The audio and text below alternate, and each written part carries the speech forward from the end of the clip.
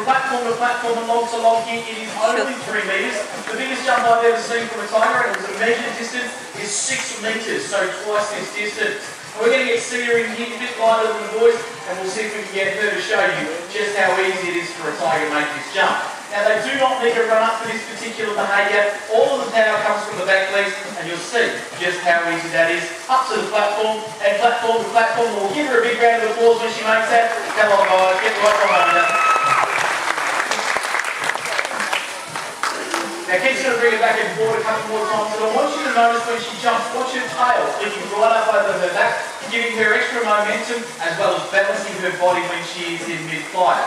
They use their tails a lot. We saw it during the flight stance. They use it when they're climbing, when they're running, when they're jumping. Makes a fantastic fly spot. So a really important tool for a tiger. Now it looks like Keith is setting himself up for a nice big jump. Keep your eyes on Sia. Imagine she's chasing something through the wild, particularly maybe a bird or something like that. Okay, so the bird's coming and it's going to fly right over the top of her head now, and hopefully Sia will show us exactly how she's going to bring it down.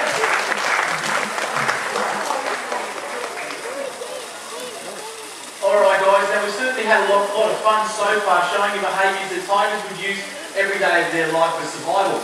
What we're going to do now is we're going to show you a technique of training that makes our life a little bit easier.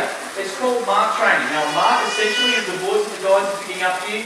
We throw these boards on the ground and the tiger's being trained to walk over and place both front feet on the board.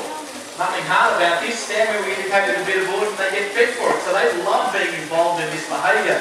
Well, what it now enables us to be able to do is do some incredible work. Most facilities around the world would want us to take a tiger's temperature or do some ultrasounds or x-rays or any kind of medical work with their animal would need to anaesthetise them. We don't. We use mark training. So the tiger will stand still long enough for us to be able to condition them to any piece of medical equipment that we need to.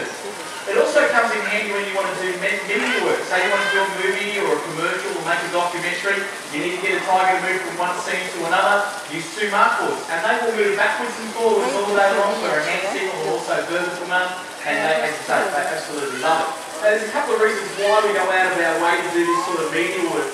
First and foremost, it does create a lot more education around the place on what we do, as well as raising some valuable funding which we can send back to the wild to help save the tiger. See, most people are unaware that 1 to 5